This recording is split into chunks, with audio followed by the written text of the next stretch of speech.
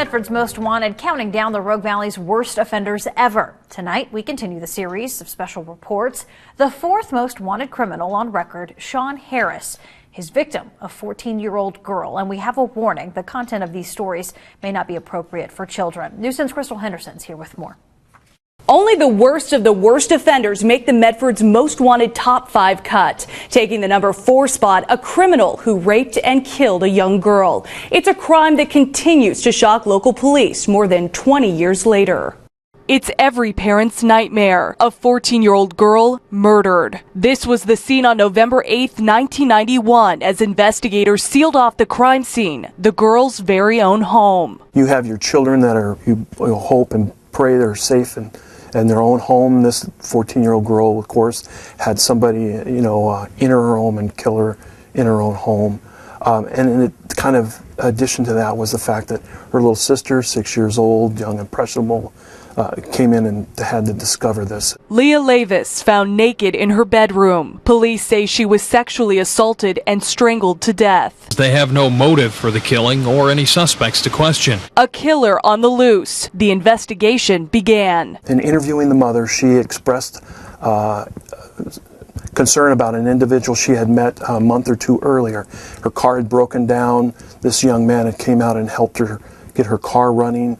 As a gesture, she invited him over for dinner. That man, Shawn Harris, overstayed his welcome. He kept coming around when the mother wasn't home. She would call her mother and say, "Mom, this fellow, Shawn, I see him outside, peeking in the windows. He makes me feel really uncomfortable." So Debbie, the mother, would rush home.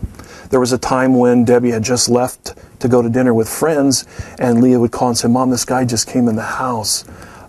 And Debbie was concerned and would rush home. The morning of the murder, a neighbor saw something out of the ordinary. I saw somebody walking behind the buildings, looking in the windows, and then he disappeared. At 6:45 in the morning, you don't see people walking around behind buildings looking in the windows. Police say there were other reports of a suspicious man wandering the neighborhood, peeking into girls' windows. And oddly enough, that was the same individual Mom expressed her concern about, so he became a person of interest right away. Police caught up with Harris at work. He denied everything. Detectives needed more.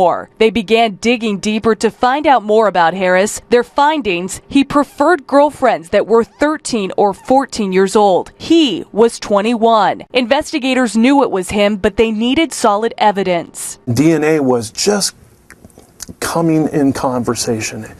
The state police didn't have a lab online that processed DNA evidence. There was a few private labs, and the FBI lab in Quantico primarily did law enforcement DNA, and so it hadn't been done in Oregon at the time. Lavis's case would change that. Police hired a private lab to do the test. And came back with a match. It was not an exact match. It was based upon probability studies. But nevertheless, it was significant. It was far more definitive than any kind of science we were using at the time. Police were able to arrest Harris. Before going to trial, investigators sent his blood to the FBI for a more thorough DNA test. It was also a match. The interesting thing about that particular case was the DNA evidence had not been accepted as a scientific practice in the judicial system in Oregon. It was starting the process in the Portland area, but our case was going to court faster. So for approximately a month, we had relevancy hearings where we had some of the prominent scientists from around the world coming to Medford to testify about DNA and the specifics of DNA. Taking a life, Mr. Harris, I submit to you, left in that room the very substance that gives life, DNA. The DNA evidence was accepted. The case moved on to court, a trial, and a guilty verdict. Harris convicted of aggravated murder and sexual assault, a life sentence. Since his imprisonment, Harris has filed petitions for additional testing on his DNA because there are newer techniques available. The tests were done and the numbers are through the roof.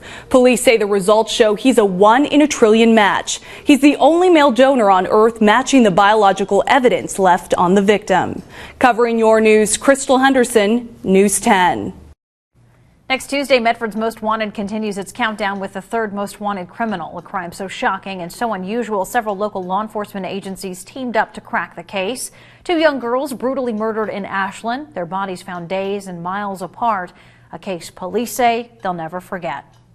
There are few seriously heinous, sadistic crimes in Ashland, and this certainly was one of them. And it's one of those that I will remember for a long time.